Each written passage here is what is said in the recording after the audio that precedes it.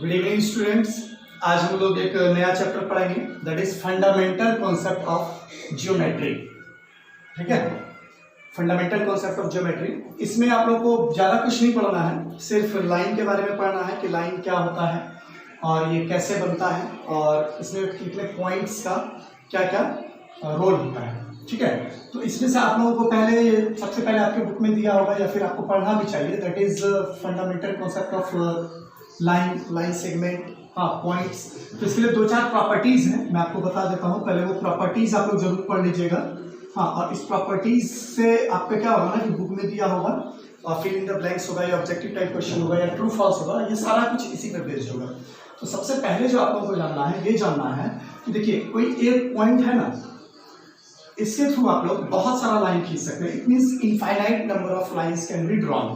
जैसे कि यहाँ से एक लाइन हमने इधर दे दिया, ठीक, एक लाइन इधर दे दिया, एक लाइन इधर दे दिया। मीन्स आपकी जितनी मर्जी हो आप उतनी लाइन दे सकते हैं।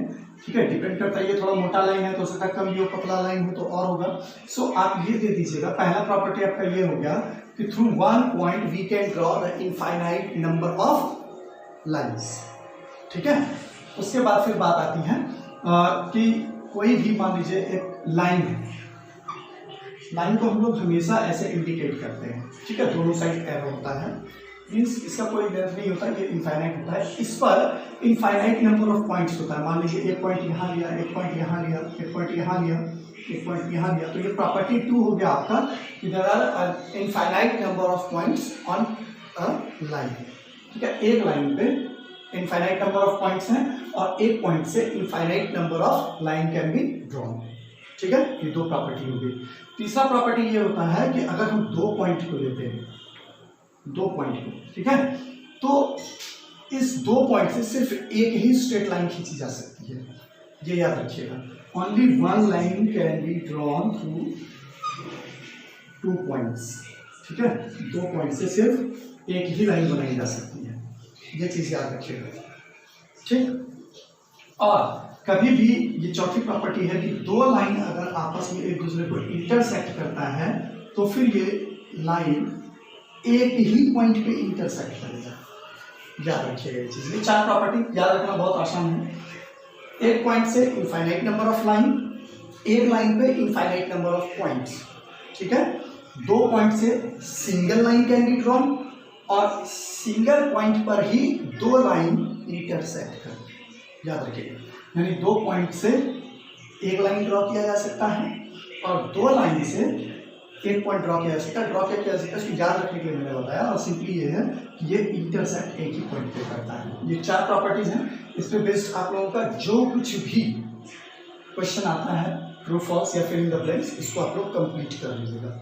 ठीक है, उसके बाद आपके बुक में क्वेश्चन आएंगे जैसे कि हाउ टू इंडिकेट। अब ए बी मान लीजिए, ए बी है, कोई लाइन है, कोई लाइन सेगमेंट है और रे है। तो लाइन सेगमेंट क्या होता है ये समझिएगा, लाइन क्या होता है और रे क्या होता है। ठीक है, इन 3 चीजों का जानना जरूरी है। लाइन क्या होता है ना कि इसकी कोई भी लेंथ जो है ये इनफाइनाइट होती है, यानी कि ये कंटिन्यूअस है। ठीक है, जितनी बड़ी आप ड्रॉ करना चाहें आप कर सकते हैं। लाइन सेगमेंट क्या होता है, एक स्पेसिफिक लेंथ के साथ ये हम इसको ले सकते हैं, एक स्पेसिफिक लेंथ के साथ, यानी कि इसका कोई ना कोई एक डेफिनेट लेंथ होता है। That is for line segment.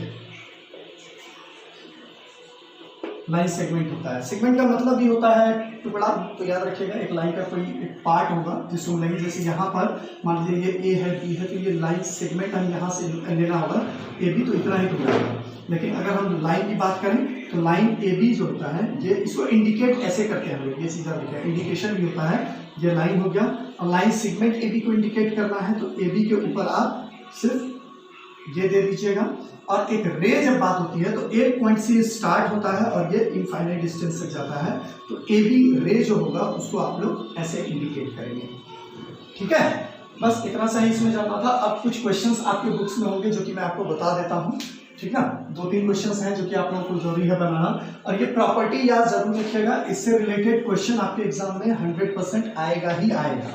ठीक है ना, ये चीज याद रखिएगा। तो इस प्रॉपर्टी को आप लोग याद कर लीजिए, आपके बुक में भी दिया होगा, उसको याद कर लीजिएगा। उसी पे बेस्ड आपका जितना भी फिल इन द ब्लैंक्स या ट्रू फॉल्स जो भी होगा उसको आप लोग बना लीजिएगा। अब एक क्वेश्चंस लेता हूँ आपके बुक से। जैसे एक क्वेश्चन दिया हुआ है,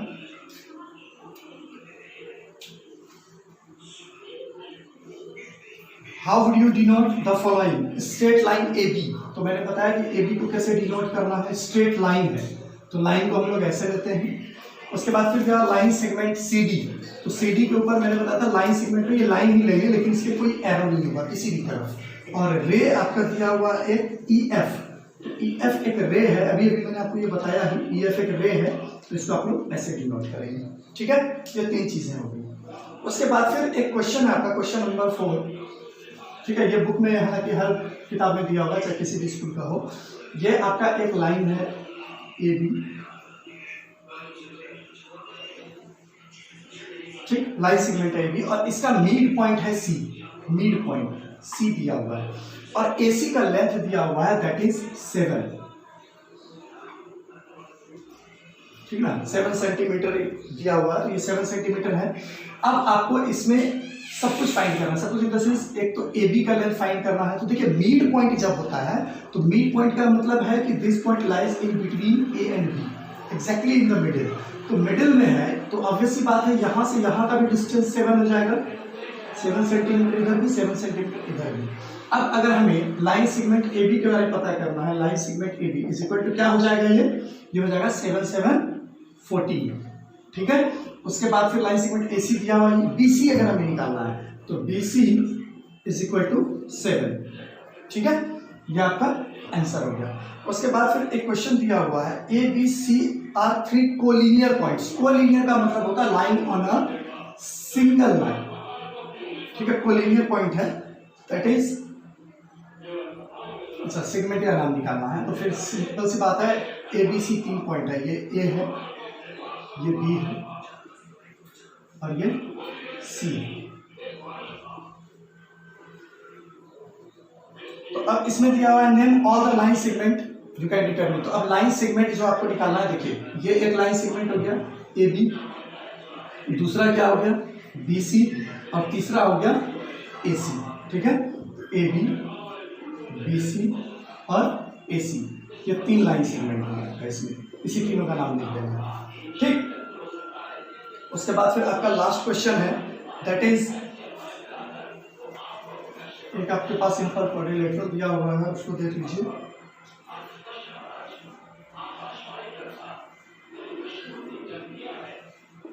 A B C D and ओ।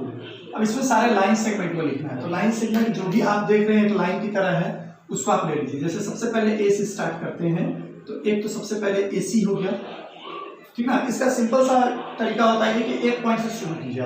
ए सी ले लिया हमने, फिर उसके बाद एक ए ओ ले लिया, फिर एक ए डी ले लिया। तो ए सी हो गया, ए ओ हो गया, ए डी हो गया, उसके बाद फिर ए से बी का ले लिया दैट इज ए बी। तो ए से अब कोई भी लाइन सेगमेंट हमारा नहीं बचा हुआ है। अब बी से स्टार्ट करते हैं, तो बी से देखिए तो हमने ए बी ले लिया है पहले ही, ठीक है, ए बी हम पहले ही ले चुके हैं। तो अब हमारा क्या होगा बी ओ बी डी और B C, B O B D और बी सी, ये हो गया। यहाँ पर बी का मामला भी खत्म। अब डी से स्टार्ट करते हैं, तो देखिए ए डी, डी से हम ए का पहले ले चुके हैं और बी का भी पहले ले चुके हैं। तो अब बचा है क्या डी ओ और डी सी, डी ओ और डी सी, ये हो गया। अब डी का भी खत्म। अब सी से सिर्फ बचा हुआ है सी ओ, क्योंकि सी से हमने सब कुछ ले लिया पहले ही। तो अब बचा हुआ है सिर्फ सी ओ, तो सी ओ यहाँ डाल दीजिए। ये सारा लाइन सेगमेंट आपका आ गया। तो इसी तरीके से बस, और ज़्यादा क्वेश्चन है नहीं, आपने एक दिया हुआ है बुक में तो वो आप अपने से बनाइए। एक क्वेश्चन मैं आप लोगों के लिए छोड़ रहा हूँ, उसको अपने से बनाइए। और जो कुछ भी आपको डाउट हो या फिर समझ में नहीं आया आप लोग कमेंट बॉक्स में दे दीजिए। क्वेश्चन सारा सॉल्व हो चुका है जितना मैंने बताया, इससे बाहर कोई भी क्वेश्चन आपके बुक में नहीं है। तो यही था आपका fundamental concept of geometry. Simple सी बात रखिएगा, ये मेनली आपको लाइन के बारे में पढ़ाया गया है, ठीक है। अब आगे जो भी आपको चैप्टर पढ़ना होगा वो मुझे बता दीजिएगा, वो मैं आपको सारा कुछ बता दूंगा। और इस चीज़ को आप लोग क्या कीजिएगा, इस वीडियो को ज़्यादा से ज़्यादा शेयर कीजिए। आप लोग शेयर बहुत कम कर रहे हैं, शेयर कीजिए ताकि बाकी बच्चों के पास भी ये इन्फॉर्मेशन जा सके। और इसको लाइक कीजिए और सब्सक्राइब तो आप लोग कीजिए, ठीक है। Thank you so much.